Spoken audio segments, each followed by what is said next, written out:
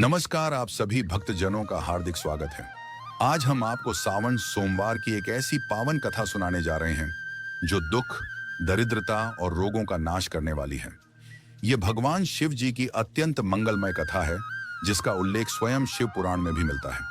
कहा जाता है कि जो भी मनुष्य इस कथा को पूरे श्रद्धा और सच्चे मन से शुरू से लेकर अंत तक श्रवण करता है, उसके घर में कभी भी दरिद्रता का वास नहीं होता। नमस्कार, आप सभी भक्तजनों का हार्दिक स्वागत है। आज हम आपको सावन सोमवार की एक ऐसी पावन कथा सुनाने जा रहे हैं जो दुख, दरिद्रता और रोगों का नाश करने वाली है। यह भगवान शिव जी की अत्यंत मंगलमय कथा है, जिसका उल्लेख स्वयं शिव पुराण में भी मिलता है।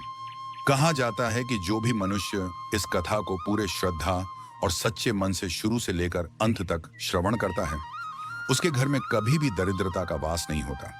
कथा आरंभ करने से पूर्व यदि आपने अभी तक इस वीडियो को लाइक नहीं किया है, तो कृपया वीडियो को लाइक करें और कमेंट बॉक्स में हर हर महादेव अवश्य लिखें। मित्रों, आप लोगों का अधिक समय नष्ट न करते हुए अब हम कथा आरंभ करते हैं। एक समय की बात है, किसी नगर में एक पंडित रहता था। वह जन्म से ही अत्यंत निर्धन था। वह पंडित अपनी पत्नी और पुत्र के साथ जीवन यापन करता था। उसके पुत्र का नाम सोमनाथ था। वह पंडित प्रतिदिन प्रातः काल उठकर स्नान आदि करके तुलसी के पौधे पर जल अर्पित करता और फिर नगर में सभी घरों में जाकर कथाएं सुनाता। लेकिन पंडित द्वारा किया गया यह सब कार्य उसकी पत्नी को बिल्कुल भी पसंद नहीं था, क्योंकि वह स्वयं कई वर्षों से भगवान भोलेनाथ की पूजा अर्चना करती आ रही थी। वह सावन के समस्त सोमवारों को उपवास भी रखती थी, किंतु इतने वर्षों की साधना और व्रतों के बावजूद भी उसे केवल गरीबी का ही सामना करना पड़ रहा था। इसीलिए वह पंडित की पत्नी भगवान शिव से अत्यंत नाराज हो गई और उन्होंने उनका पूजा पाठ करना, व्रत रखना सब कुछ त्याग दिया। परंतु उस पंडित ने कभी भगवान का नाम लेना नहीं छोड़ा। वह कहीं ना कहीं से भगवान शिव की कथाएं सुनाकर, पूजा पाठ करके जो कुछ धन प्राप्त करता, उसी से अपने परिवार का पालन पोषण करता। एक दिन ऐसा आता है जब वह पंडित की पत्नी एक बार फिर से अपने हृदय में श्रद्धा जगाकर भोलेनाथ की पूजा अर्चना करने लगती है। वह मन ही मन यह सोचती रहती थी कि एक दिन तो ऐसा अवश्य आएगा जब मेरी सभी मनोकामनाएं पूर्ण होंगी, मेरी भी गरीबी समाप्त होगी। किंतु जब वर्षों की भक्ति और पूजन के बाद भी उसे कोई फल प्राप्त नहीं होता, तो वह अत्यंत दुखी हो जाती है। मन ही मन अपने भाग्य को कोसने लगती है और भगवान शिव की मूर्ति के पास बैठकर कहती है, हमने ऐसा कौन सा पाप किया है हे भोलेनाथ, जिसकी वजह से हमें जीवन भर इतनी गरीबी का सामना करना पड़ रहा है। हमने तो कभी किसी का दिल नहीं दुखाया, कभी किसी के साथ अन्याय नहीं किया। मैं और मेरे पति दोनों ही तो सदा से आपके चरणों में लीन हैं। हम तो सुबह से लेकर रात तक केवल आपकी ही पूजा अर्चना करते हैं। हर सावन में सोमवार का व्रत रखते हैं, आपके नाम का जल चढ़ाते हैं, आपकी कथा सुनते और सुनाते हैं। फिर भी हे प्रभु, हमारी झोली हमेशा खाली क्यों रहती है? हे शंकर, क्या हमारी भक्ति में कोई कमी रह गई है? क्या हमारी प्रार्थनाएं आप तक नहीं पहुंचती? क्या हम किसी ऐसे पाप के भागी हैं जिसका प्रायश्चित भी हमारे भाग्य में नहीं लिखा? हे नीलकंठ, यदि कोई भूल हुई हो तो क्षमा करें, लेकिन कृपा करके यह तो बताइए कि हमारी इस असहनीय दरिद्रता का रहस्य क्या है? आखिर हमारे ही हिस्से में यह जीवन भर का संताप क्यों आया? अब धीरे धीरे समय बीतता गया। वह पंडित और उसकी पत्नी दोनों ही वृद्धावस्था की ओर बढ़ चले थे। समय की मार ने उनके शरीर को कमजोर कर दिया था। अब उस पंडित के शरीर में इतनी भी शक्ति नहीं बची थी कि वह नगर में जाकर भगवान भोलेनाथ की कथा सुना सके। उसकी कमर झुक गई थी, स्वर्ग कांपने लगा था और शरीर में विविध रोगों ने घर बना लिया था। अब वह पंडित भी प्रायः बीमार रहने लगा। कभी खांसी, कभी ज्वर, कभी दुर्बलता। शरीर मानो जवाब दे चुका था। और इस सबसे अधिक चिंता की बात यह थी कि अब उनके घर का पालन पोषण करने वाला कोई नहीं बचा था। जो कुछ थोड़ी बहुत जमा पूंजी थी, वह भी बीमारियों और दवाओं में खर्च हो चुकी थी। धीरे धीरे उनके घर की हालत इतनी बिगड़ गई कि उन्हें भोजन के एक एक दाने के लिए भी संघर्ष करना पड़ रहा था। ना घर में अन्न था, ना कोई सहारा। ऐसी स्थिति में पंडित की पत्नी का धैर्य टूट गया। वह अत्यंत क्रोधित हो उठी। उसने क्रोध में आकर एक बार फिर भगवान भोलेनाथ की पूजा अर्चना को त्याग दिया। इस बार तो उसने अपने पति को भी डांटते हुए यह कह दिया कि अब बस करो, यह सब भगवान भगवान की रट लगाना। तुम्हारे इस भोलेनाथ ने हमें क्या दिया? जब जवान थे तब भी भूखे रहे, अब वृद्ध हुए तो और भी बदतर हालत हो गई। क्या यही फल है इतने वर्षों की भक्ति का? लेकिन वह पंडित जो सच्चा शिव भक्त था, वह अपने अंतिम समय तक भी भगवान भोलेनाथ की पूजा नहीं छोड़ता। उसका विश्वास अटल था। वह कहता, भोलेनाथ परीक्षा लेते हैं लेकिन अपने भक्तों को कभी त्यागते नहीं। तब क्रोध में तपती हुई उसकी पत्नी एक दिन अत्यंत कठोर स्वर में कह उठती है, हे नाथ, आखिर हम दोनों कब तक यूं ही भगवान भोलेनाथ की पूजा अर्चना करते रहेंगे? देखिए ना, हम दोनों अब बूढ़े हो चुके हैं। उम्र के इस पड़ाव पर आकर भी हमें आज तक कोई फल नहीं मिला, कोई राहत नहीं मिली। मैंने तो जीवन का हर क्षण शिव की भक्ति में समर्पित कर दिया, पर क्या मिला? हम तो दिन प्रतिदिन और भी अधिक गरीब होते जा रहे हैं। कभी लगता था कि कुछ तो ठीक है, कभी कभार कुछ मिल जाता था, पर अब तो दाने दाने के लिए भी तरसना पड़ रहा है। घर में ना अन्न है, ना सहारा और ना ही कोई आसरा, और तुम अब भी इस भ्रम में पड़े हो कि भगवान शिव तुम्हारी सुनेंगे। हे नाथ, मैं ही मूर्ख थी जो एक बार उनका पूजा पाठ छोड़ देने के बाद भी फिर से दोबारा भक्ति करने लग गई। मैंने सावन के सभी सोमवारों को ना तो दिन देखा ना रात। दिन भर उपवास रखकर, रात भर जप तप में लीन रहकर मैंने अपने ही शरीर को दुर्बल बना लिया। मैंने बेलपत्र चढ़ाए, जल अर्पित किया, मंत्रों का जाप किया, आंखों से आंसू बहाए, लेकिन शिव ने मेरी एक भी प्रार्थना नहीं सुनी। मैंने अपना सर्वस्व अर्पित कर दिया, फिर भी उनके दरबार से मेरे लिए कुछ नहीं निकला। और अब तुम्हें क्या लगता है कि तुम्हारा वो शिव कुछ देगा जो तुम रोज रोज उस शिवलिंग पर जल चढ़ाते हो? वही जल क्या कभी अमृत बनकर लौट आया? नहीं ना, क्योंकि हम जैसे गरीबों के लिए शायद उस शिव के पास भी कुछ नहीं है। लगता है यह गरीबी ही हमारा भाग्य है, यही हमारी नियति है, और इसी में हमें तिल तिल मरते रहना है। मित्रों, अपनी पत्नी के कठोर और क्रोधित वचनों को सुनकर भी वह पंडित एक शब्द नहीं कहता। उसने अपने जीवन में सब कुछ खो दिया था, शारीरिक बल, यौवन, संपत्ति, यहां तक कि कभी कभी आशा भी डगमगाने लगती थी। परंतु फिर भी उसके हृदय में अपने आराध्य भगवान भोलेनाथ के प्रति एक विश्वास था। वह जानता था कि शिव की कृपा में विलंब हो सकता है, परंतु असत्य नहीं। उधर उसका पुत्र सोमनाथ, जो अभी शिक्षा ग्रहण कर रहा था, वह कुछ ही समय में अपनी शिक्षा पूर्ण कर लेता है और विद्या प्राप्ति के बाद अपने घर लौट आता है। जब वह अपने वृद्ध माता पिता की अवस्था और उनके दुखों को देखता है तो उसका मन व्याकुल हो उठता है। उसने न अपने भविष्य की सोची, न अपने सपनों की, केवल एक ही संकल्प लिया, अपने माता पिता की सेवा करना और उनकी सारी पीड़ा हर लेना। वह पूरे समर्पण भाव से घर का समस्त बोझ अपने कंधों पर उठा लेता है। अब वह अपने पिता की ही तरह नगर नगर जाकर भगवान भोलेनाथ की कथाएं सुनाने लगता है। हर रोज वह शिव की महिमा का गुणगान करता, कथा सुनाता और जो भी दक्षिणा मिलती उससे अपने परिवार का पालन करता। ऐसे ही कई वर्ष बीत जाते हैं। सोमनाथ की भक्ति, उसकी सेवा और उसका त्याग धीरे धीरे नगर में प्रसिद्ध होने लगता है। एक दिन की बात है जब सोमनाथ उस नगर के प्रसिद्ध शिव मंदिर में जाता है।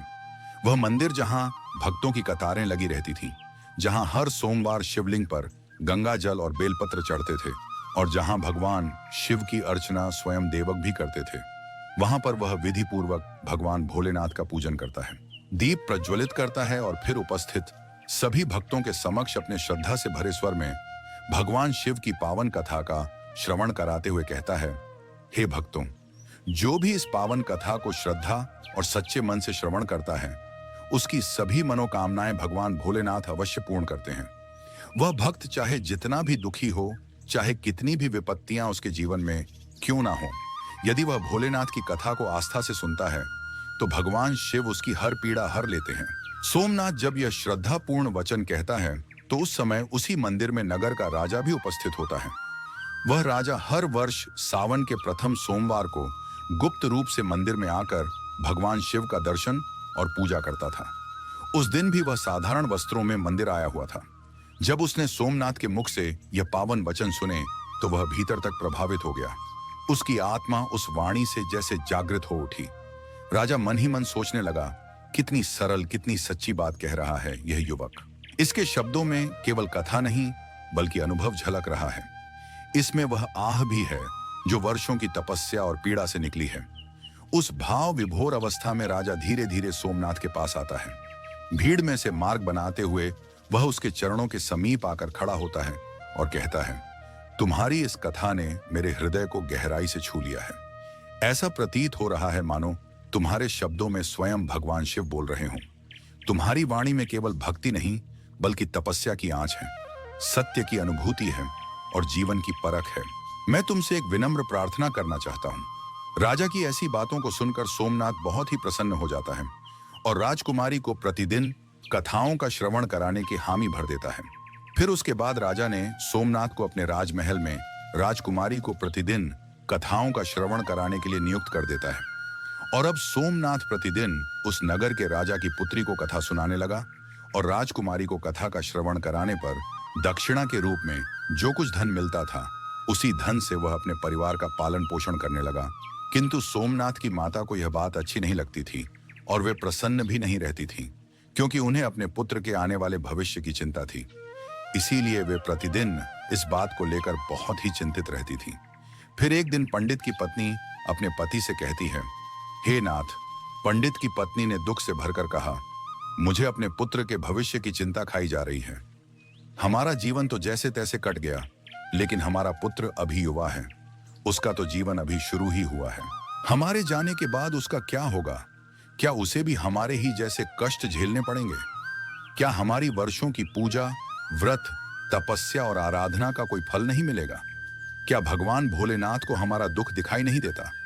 हमारा बेटा राजा के महल से जो दक्षिणा लाता है उससे हमारा परिवार तो किसी तरह चल जाता है, लेकिन केवल पेट भरने से तो जीवन नहीं चलता नाथ। बाकी की मनोकामनाएं, बाकी की इच्छाएं, उसका जीवन, उसका भविष्य, इन सब का क्या? अब क्या हम सिर्फ 2 वक्त के भोजन के लिए ही जिएंगे? क्या यही शिव की भक्ति का फल है? क्यों भगवान शिव ने अपनी आंखें बंद कर ली है? क्या हमारा पुत्र भी हमारी ही तरह उम्र भर गरीबी में जीता रहेगा?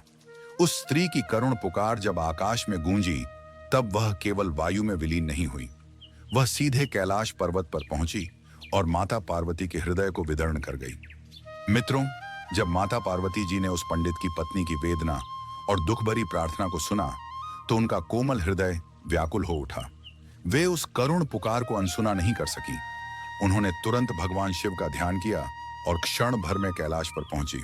यूं अचानक माता पार्वती को अपने समक्ष आया हुआ देखकर भगवान शिव ने मुस्कुराते हुए पूछा, हे देवी, आज अचानक कैसी व्याकुलता है? आप इतनी शीघ्रता से मेरे समीप कैसे आ गई? अवश्य ही कोई विशेष कारण होगा, बताइए क्या बात है? फिर माता पार्वती जी भगवान भोलेनाथ जी से कहती हैं, हे स्वामी, माता पार्वती जी ने करुण स्वर में कहा, आप तो त्रिकालदर्शी हैं। भूत, भविष्य और वर्तमान सब कुछ आपकी दृष्टि में स्पष्ट है। फिर भी आप मुझसे पूछते हैं कि मैं क्यों चिंतित हूं। जब आप स्वयं सब जानते हैं तो मुझसे पूछकर क्यों मेरी पीड़ा को और अधिक बढ़ा रहे हैं? चलिए, अब जब आपने पूछा है तो मैं आपको कारण बताती हूं। मेरी चिंता का कारण है वह पंडित और उसकी पत्नी। हे नाथ, वह पंडित तो आपका परम भक्त है। उसने जीवन भर आपकी आराधना की है। उसने कथा सुनाई, शिवलिंग पर जल चढ़ाया, बेलपत्र अर्पित किए, सावन सोमवारों को उपवास किया और अपनी संपूर्ण आस्था आपके चरणों में अर्पित कर दी। फिर भी आपने उसके जीवन को केवल कठिनाइयों और अभावों से ही क्यों भर दिया? आपने उसे उसके कर्मों का फल कभी नहीं दिया।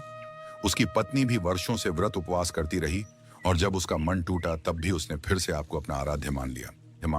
क्या यह विश्वास व्यर्थ चला जाना चाहिए? हे प्रभु, मेरी आपसे विनती है, अब उस पंडित के जीवन से सभी दुखों का नाश करें। अब और नहीं, अब उसका कष्ट समाप्त हो। अब उसे उसका तप, उसका त्याग और उसकी श्रद्धा का पूर्ण फल मिलना चाहिए। अन्यथा कहीं ऐसा ना हो, हे प्रभु, कि वह पंडित और उसकी पत्नी पूजा पाठ ही छोड़ दें। यदि उनके मन में आपकी भक्ति डगमगा गई, यदि उनका विश्वास डगमगा गया, तो यह केवल उनकी हानि नहीं होगी, यह उन असंख्य भक्तों के लिए भी एक त्रासदी होगी जो अपने जीवन को आपके चरणों में अर्पित कर चुके हैं। माता पार्वती जी की करुणामय बातें सुनकर भगवान भोलेनाथ का सौम्य मुख गंभीर हो गया। उनकी आंखों में करुणा और करिश्मा की अद्भुत चमक थी। वे साक्षात दयामय रूप में प्रकट होते हैं और माता की ओर देखते हुए कोमल स्वर में कहते हैं, आप चिंतित मत होइए, क्योंकि हमने उस ब्राह्मण के भाग्य के उदय का बीज बो दिया है। अब वह समय आ गया है जब हमें स्वयं पृथ्वी लोक पर जाकर शिव लीला करनी है। अब हम दोनों को उसके घर चलना होगा। इतना कहकर भगवान शिव माता पार्वती जी के साथ पृथ्वी लोक की ओर प्रस्थान करते हैं।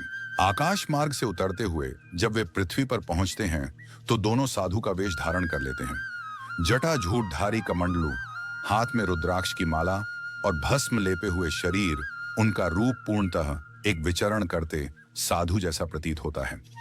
उस वेश में वे सीधे उस पंडित के घर के पास जा पहुंचते हैं और फिर साधुओं की परंपरागत पुकार लगाते हैं, अलख निरंजन। अलख निरंजन घर में कोई है। उनकी गंभीर लेकिन कोमल आवाज जब आंगन में गूंजती है तो भीतर से वही वृद्ध पंडित, जो अब शारीरिक रूप से दुर्बल हो चुका है, बाहर आता है। उसकी आंखों में थकान है, पर संस्कारों से भरी विनम्रता अब भी वैसी ही है। वह बाहर निकलते ही उन साधुओं को देखकर हाथ जोड़ता है और अत्यंत आदर भाव से उन्हें प्रणाम करते हुए कहता है, हे मुनिवर, आपका इस तुच्छ गृह में आगमन हुआ, यही मेरे जीवन का परम सौभाग्य है। कृपा करके बताइए, मैं आपकी किस प्रकार से सेवा कर सकता हूँ। वृद्ध पंडित ने दोनों हाथ जोड़कर साधु रूपधारी भगवान भोलेनाथ के चरणों में प्रणाम करते हुए विनम्र स्वर में कहा। तब साधु का वेश धारण किए हुए भगवान भोलेनाथ ने कोमल किंतु गंभीर स्वर में उस पंडित से कहा, हे महानुभाव, आज की रात्रि में हम आपके गृह में विश्राम करना चाहते हैं। क्या आपके घर में हमें एक रात्रि के लिए आश्रय मिल सकता है? जब साधु का रूप धारण किए हुए भगवान भोलेनाथ ने यह कहा तो वह वृद्ध पंडित क्षण भर के लिए मौन हो गया। वह अपने मन में सोचने लगा, यह तो हमारे अतिथि हैं। पंडित अपने अंतर्मन में सोचने लगा, मुझे इन्हें मना नहीं करना चाहिए। ये भूखे प्यासे मेरे द्वार पर आए हैं। यदि मैंने इन्हें निराश किया और इन्हें बुरा लग गया तो कहीं यह क्रोधित होकर मेरे पूरे परिवार को कोई श्राप ना दे दें। साधुजन की वाणी और आशीर्वाद ही जीवन बदल सकते हैं, लेकिन यदि वे रुष्ट हो जाएं तो उनके वचनों में आग भी होती है। किंतु उसका मन द्वंद में डूबा रहा। मैं इनका सत्कार कैसे करूं? कैसे इनके लिए भोजन जुटाऊं? घर में तो कुछ भी नहीं बचा। जैसे तैसे मेरा पुत्र जो धन लाता है, उसी से हम तीनों का एक वक्त का भोजन ही जुट पाता है। उस धन से न तो दूसरा पहर संभलता है, न अतिथि सेवा की कोई गुंजाइश होती है। इतना सोचने के बाद उसने गहरी सांस ली और फिर नम्र स्वर में उन साधुओं से कहा, हे मुनिव, मेरा पुत्र नगर के राजा की पुत्री को भगवान भोलेनाथ की कथाएं सुनाता है। उसी सेवा के प्रतिफल में जो भी थोड़ी बहुत दक्षिणा प्राप्त होती है, उसी से हम तीनों, मैं, मेरी पत्नी और मेरा पुत्र, एक समय का भोजन कर पाते हैं। अतः मैं पूरे हृदय से आपकी सेवा करना चाहता हूं, किंतु मैं केवल एक समय के लिए ही भोजन का प्रबंध कर सकता हूं। कृपया इसे मेरी असमर्थता नहीं बल्कि मेरी सच्ची श्रद्धा समझें। पंडित की विनम्रता, उसकी आंखों की करुणा और उसकी सच्चाई को देखकर साधु का रूप धारण किए भगवान भोलेनाथ मुस्कुराए। उन्होंने अपने कमंडलू से एक विशेष पात्र निकाला और पंडित की ओर बढ़ाते हुए कहा, हे पुत्र, आज से तुम अपनी पत्नी से कह देना कि वह इस पवित्र पात्र में ही भोजन बनाया करे। इससे हम सभी के लिए दोनों वक्त का भोजन सहजता से बन जाएगा और अब हमें अन्न की कोई कमी नहीं होगी। जैसे ही उस दिव्य पात्र में भोजन बनने लगा तो सचमुच वही हुआ जिसकी किसी को कल्पना तक नहीं थी। प्रत्येक बार जब पात्र में अन्न बनाया गया, वह न केवल स्वादिष्ट था बल्कि सभी के लिए पर्याप्त भी था। सुबह और शाम दोनों समय के लिए सभी का पेट भर जाता। यह दृश्य देखकर पंडित, उसकी पत्नी और उनका पुत्र सोमनाथ तीनों ही आश्चर्यचकित रह गए। वे न केवल चमत्कृत हुए बल्कि भीतर से भयभीत भी हो उठे। कौन है यह साधु? यह कौन सा पात्र है? यह कोई सामान्य साधारण लीला नहीं है, कुछ तो दिव्य है। कहीं यह स्वयं कोई देव तो नहीं? मित्रों, अगली सुबह जब सोमनाथ उठकर प्रतिदिन की भांति राजकुमारी को कथा सुनाने के लिए निकल रहा था, तभी साधु का वेश धारण किए हुए भगवान भोलेनाथ ने उसे मार्ग में ही रोक लिया और प्रेम पूर्वक पूछा, हे पुत्र, तुम कहां जा रहे हो? सोमनाथ ने श्रद्धा से हाथ जोड़कर उत्तर दिया, हे मुनिवर, मैं अब नगर के राजा की पुत्री को भगवान भोलेनाथ की पावन कथा का श्रवण कराने जा रहा हूं, जैसे प्रतिदिन जाता हूं। तब साधु रूपी भगवान भोलेनाथ ने उसे हल्की मुस्कान के साथ कहा, हे पुत्र, आज जब तुम राजकुमारी को कथा सुनाओ तो एक बात अवश्य पूछना कि वह प्रतिदिन इतनी श्रद्धा से भगवान भोलेनाथ की कथा किस मनोकामना की पूर्ति के लिए सुनती है। आखिर ऐसा कौन सा भाव है जो उसे कथा के लिए खींच लाता है? सोमनाथ ने श्रद्धा से सिर झुकाया और कहा, जो आज्ञा मुनिवर। इसके बाद वह राजमहल की ओर प्रस्थान करता है और वहां पहुंचकर विधि पूर्वक भगवान शिव की कथा का श्रवण राजकुमारी को कराता है। कथा के समापन पर वह कुछ क्षण चुप रहता है और फिर वही प्रश्न जो मुनिवर ने कहा था बड़ी विनम्रता से पूछता है। हे राजकुमारी, यदि अनुमति हो तो एक बात पूछना चाहता हूँ। आप प्रतिदिन भगवान भोलेनाथ की यह पावन कथा इतने भाव से, इतने मन से क्यों सुनती हैं? कौन सी ऐसी मनोकामना है जिसके लिए आप यह नियम पूर्वक कथा श्रवण करती हैं? कृपया आप मुझे बताइए। तब राजकुमारी सोमनाथ से कहती हैं, मैं अपनी इस मनोकामना की पूर्ति होने के लिए प्रतिदिन भगवान भोलेनाथ की पावन कथाओं का श्रद्धापूर्वक श्रवण करती हूँ। राजकुमारी ने शांत स्वर में उत्तर दिया, मैं चाहती हूँ कि मुझे ऐसा वर प्राप्त हो जिसकी चर्चा पूरे नगर ही नहीं बल्कि दूर दूर तक हो, जिसके मस्तक पर चंद्र और सूर्य का तेज हो, जिसकी किस्मत इतनी उदात हो कि उसके घर में किसी भी वस्तु की कोई कमी ना हो, और जब वह बारात लेकर आए तो वह ऐसी भव्य और अनुपम हो जैसी अभी तक किसी ने देखी ना हो, ना किसी राजकुमारी की, ना किसी रानी की। मैं अपने लिए ऐसा ही एक अनुपम वर चाहती हूँ और इसीलिए मैं भगवान भोलेनाथ की कथा का नियम पूर्वक श्रवण करती हूँ। राजकुमारी की यह बात सुनकर सोमनाथ मौन रह गया।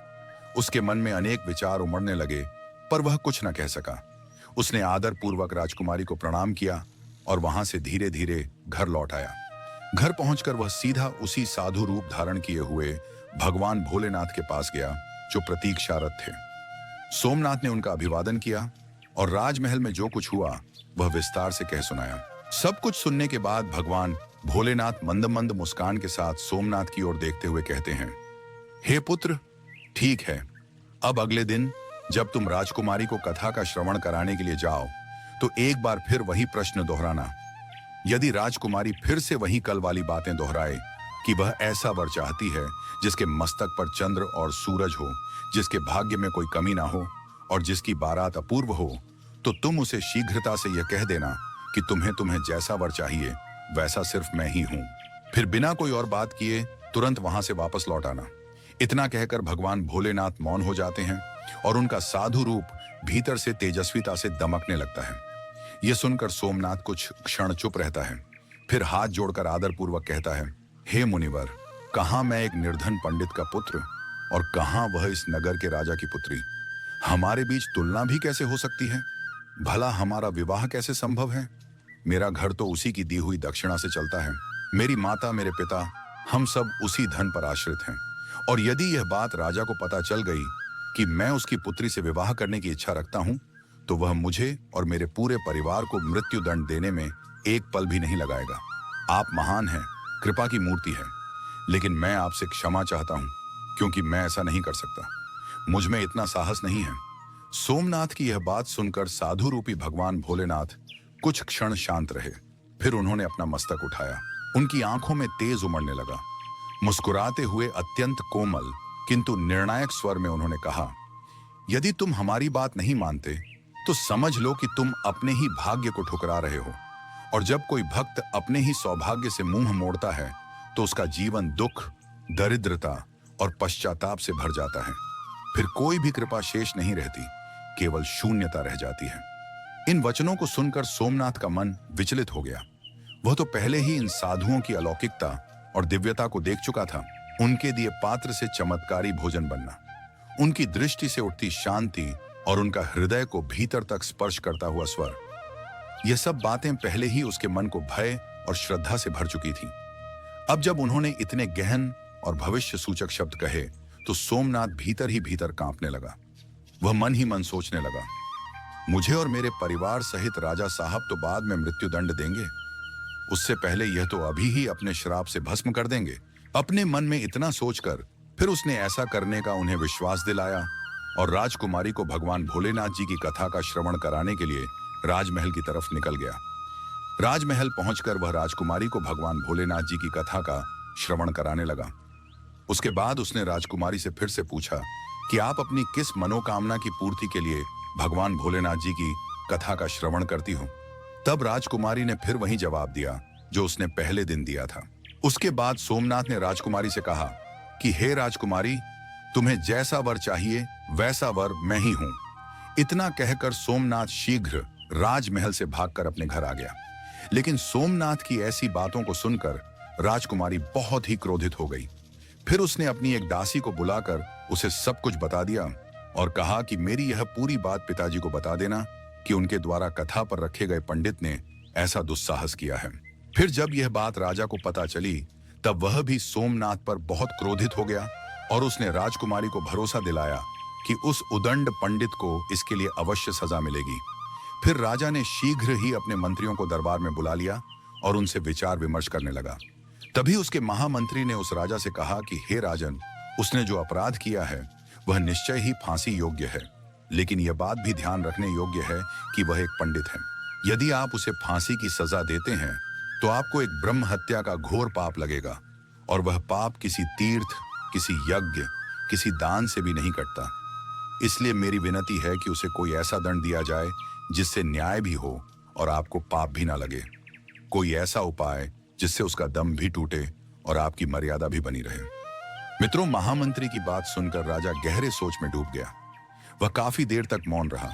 फिर विचार विमर्श के बाद उसने क्रोध से भरे स्वर में अपने कुछ सैनिकों को दरबार में बुलाया और आदेश दिया, हे सैनिकों, उस पंडित के घर जाओ और उससे कह देना कि राजा साहब तुम्हारे साथ अपनी पुत्री का विवाह करने के लिए तैयार हैं, लेकिन उनकी कुछ शर्तें हैं।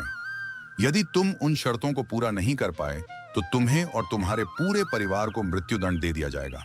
राजा साहब की पहली शर्त यह है कि बारातियों के ठहरने के लिए कई सारे बारात घर बनाए जाएं और सभी बारात घर बारातियों से भरे होने चाहिए। कोई भी बारात घर खाली नहीं रहना चाहिए। दूसरी शर्त यह है कि बारातियों के अतिथि सत्कार में जो भोजन तैयार किया जाए वह ना तो कम हो और ना ही बचना चाहिए, अर्थात ना कोई भूखा रहे और ना भोजन व्यर्थ जाए। तीसरी शर्त यह है कि ऐसी अद्भुत, अनुपम और भव्य बारात होनी चाहिए जिसकी प्रशंसा इस नगर का हर व्यक्ति करे, और यदि बारात के नगर में पहुंचने पर इन शर्तों में से कोई भी शर्त अधूरी पाई जाती है तो बारात में आए हुए सभी बारातियों को भी मृत्युदंड दे दिया जाएगा। राजा का यह आदेश पाकर सैनिक शीघ्र ही सोमनाथ के घर की ओर निकल जाते हैं। उधर सोमनाथ भी राजमल से भागकर सीधा अपने घर पहुंचता है और वहां साधु रूपी भगवान भोलेनाथ जी को सारी बात कह सुनाता है। हे मुनिवर, आपके कहे अनुसार जब मैंने राजकुमारी से कहा कि वैसा वर मैं ही हूं तो वह बहुत ही क्रोधित हो गई थी। अब शीघ्र ही कोई फांसी का संदेश या सैनिक आने वाले हैं। मुझे भय हो रहा है कि अब कुछ भयंकर होने वाला है।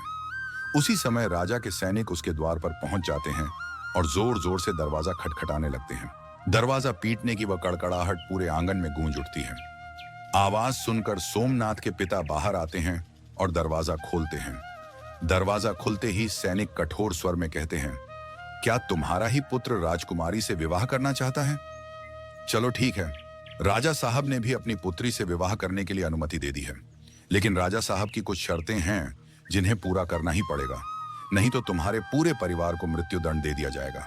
उन सैनिकों की बात सुनकर सोमनाथ के पिता बहुत ही भयभीत हो जाते हैं और उनसे कहते हैं, हे सैनिकों, हमें राजा साहब की किन शर्तों को पूरा करना पड़ेगा?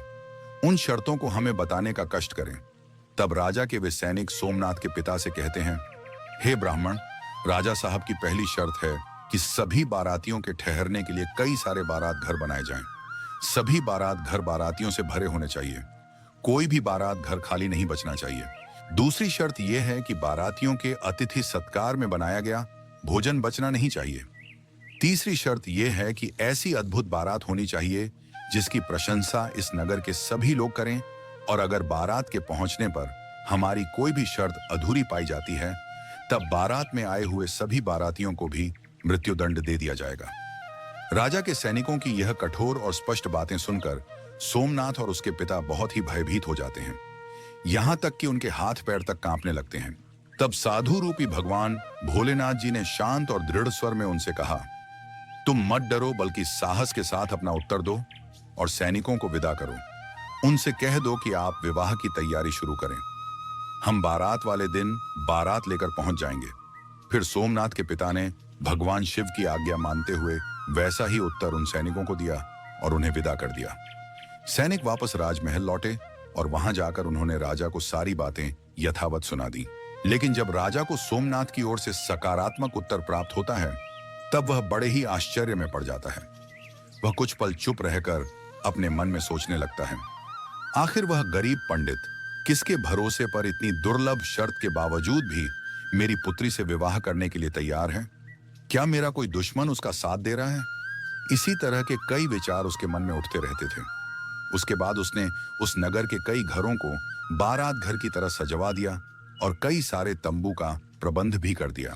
राजा यह सोच रहा था कि कहाँ वह पंडित इतने अधिक बारातियों को ला पाएगा, और जब अधिक बाराती ना आने पर वह मेरी शर्त हार जाएगा, फिर वह उसे पूरे परिवार सहित मृत्युदंड दे देगा। इधर सोमनाथ उस नगर में जिसे भी अपनी बारात में चलने के लिए कहता था, वह उसे यह कहकर मना कर देता था कि नहीं, मुझे इतनी जल्द नहीं मरना है। तुम्हारा तो अंतिम समय निकट आ गया है, इसलिए हम तुम्हारे साथ बारात में मरने के लिए क्यों जाएं? उन सभी की ऐसी बातों को सुनकर सोमनाथ बहुत ही परेशान रहने लगा था, क्योंकि अभी तक उसके साथ बारात में चलने के लिए कोई भी व्यक्ति तैयार नहीं हुआ था। फिर विवाह का दिन भी आ गया, और विवाह वाले दिन सोमनाथ और भी ज्यादा चिंतित था। जब साधु रूपी भगवान भोलेनाथ जी ने सोमनाथ को बहुत परेशान देखा, तब वे सोमनाथ से बोले कि हे पुत्र, आज तो तुम्हारा विवाह है और आज के दिन भी तुम इतना परेशान हो रहे हो। बताओ, तुम किस बात को लेकर इतना चिंतित हो रहे हो? तुम हमारे रहते हुए क्यों डर रहे हो? हम तुम्हारे साथ हैं। तब सोमनाथ ने साधु रूपधारी भगवान भोलेनाथ जी से कहा कि हे मुनिवर, क्या फायदा आपको बताने का? मेरा तो भाग्य ही खराब है। वैसे भाग्य में जो लिखा होता है वही होता है। यही कहकर वह तैयार होकर उनके साथ राजमहल की तरफ चल देता है। मित्रों, फिर भगवान भोलेनाथ जी ने सोमनाथ की बारात में चलने के लिए सभी देवताओं, भूत प्रेतों और गंधर्व को मनुष्य रूप में सोमनाथ की बारात में चलने के लिए आमंत्रित कर लिया और सोमनाथ की बारात में शामिल कर लिया, जिसके कारण सभी बारात नाचते हुए बारात घर पहुंच गए। जब सोमनाथ की बारात पहुंची, तब इतने सारे बाराती आए हुए थे कि राजा द्वारा सजवाए गए सभी बारात घर और यहां तक कि सभी तंबू बारातियों से भर गए, और कुछ बाराती तो बिना तंबू के बाहर ही रह गए। फिर जब राजा के पास सूचना भिजवाई गई कि बारातियों के ठहरने के लिए बारात घर और तंबू में जगह नहीं बची है, ठहरने के लिए और प्रबंध कराया जाए, तब राजा अपने मन में सोचने लगा कि अभी तो कोई भी उसके साथ बारात में आने के लिए तैयार नहीं था, और अब कहां से इतने बाराती आ गए हैं? मुझे एक बार चलकर देखना चाहिए। इतना सोचकर राजा तुरंत ही वहां पहुंच गया, और जब भगवान भोलेनाथ जी ने राजा को बारात में आया हुआ देखा, तब उन्होंने शुक्र और शनिदेव को बच्चे का रूप धारण करवा दिया और उन्हें भूख के कारण विलाप करवा दिया। इधर जब उस राजा ने दोनों बच्चों को जोर जोर से विलाप करते हुए देखा, तब उसने भगवान भोलेनाथ जी के पास पहुंचकर उनसे पूछा कि हे महात्मा, ये बच्चे इतना विलाप क्यों कर रहे हैं? तब साधु रूपी भगवान भोलेनाथ जी ने उस राजा को जवाब देते हुए कहा कि ये दोनों बच्चे बहुत भूखे हैं, इसलिए यह इतना विलाप कर रहे हैं।